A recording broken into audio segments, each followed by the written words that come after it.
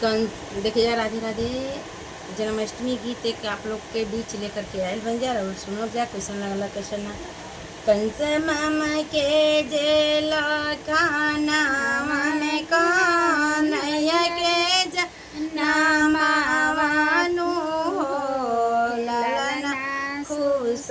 वासुदेव जी के मानावा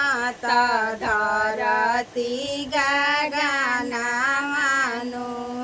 कंस मामा के जेल खानावा में कन्हैया के जनम मानो हो ललना खुश वासुदेव जी के मानावा धरती गाना मानो ललना खुश वासुदेव जी के मानावा धरती गगन शुभ शुभ भादो के महीनावा अष्टमी के दिन मानो हो ललना चमा चमा चमा के बिजुलिया समाना में कन्हैया जनमे हो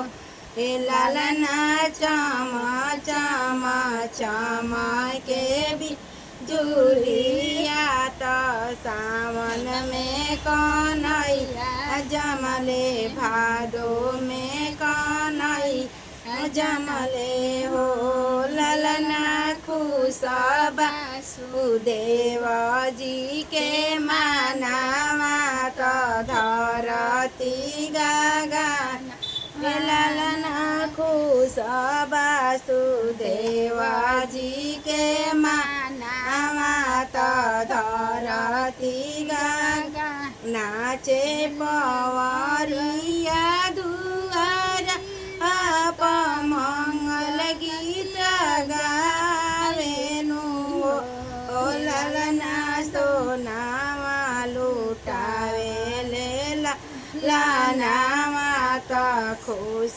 वासुदेव जी के मानावा धरती गगना ललना खुश बाड़े दारा जी के मानावा